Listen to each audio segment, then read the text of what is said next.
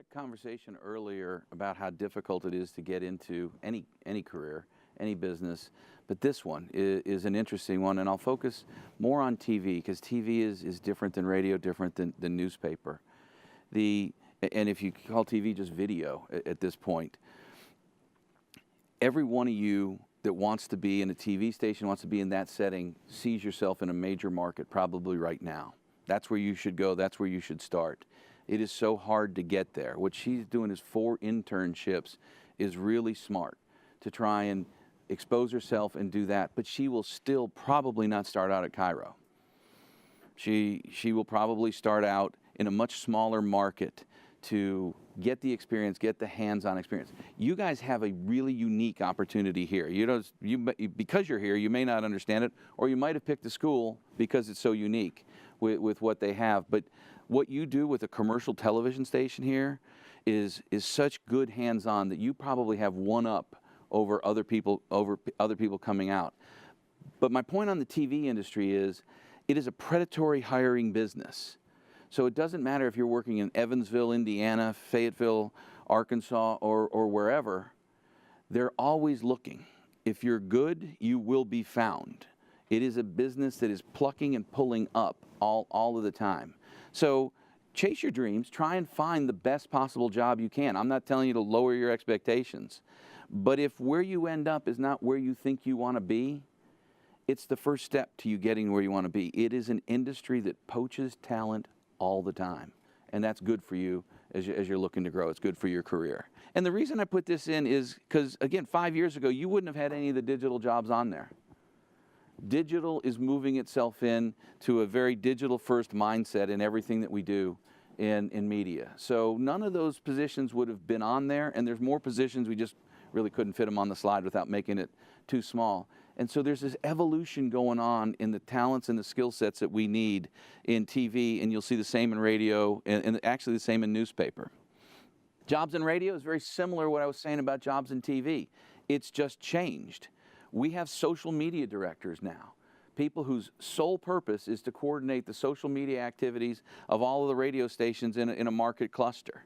We didn't have that 3 years ago. We have digital content directors now, people whose sole purpose is to work on digital content for all of our radio stations in a market. We have people that job is to share it out into other markets through digital means and things like that. So as you're looking at these companies, whether it's Cox or whether it's other companies in television, radio, and newspaper, look behind and go, what are they doing back there? Because it might be where you find your interest lies, but it's not where you first think it would be. And there's a lot of great jobs out there. Newspaper business is extremely hard. And as journalists, people who want to be journalists, that should concern you tremendously. In the history of this country, the only organizations that have had money, enough money, to hold the powerful accountable, to weed out corruption, to do investigative reporting that really, really impacts and changes a community, a state, a country, has been newspaper. And as it gets dwindled down, as its resources go, your generation is going to need to keep your eye very closely on politicians, because with no one to hold them accountable, the very nature of man from the beginning of time is to try and take advantage. And newspapers have always been the one that caught that. Maybe something emerges in this digital world, but if newspapers go away, local, state, national elected politicians, they're not all bad. I'm not saying all politicians are bad, but there's bad ones that will rise up and seize the opportunity. And if there's no one to hold them accountable, it's tough. Now, newspapers also recognize that they needed to go digital really quick. And a lot of them have done that, and a lot of them are reshaping who they are, ourselves included. Autotrader.com actually started in our newspapers because we recognized we were about to lose all of our automotive advertising like that in the digital age. And so that shift was the company pivoting in order to do that. It got spun off in its own division, but newspaper is the one that created Autotrader.com. Newspapers become a digital journalistic haven.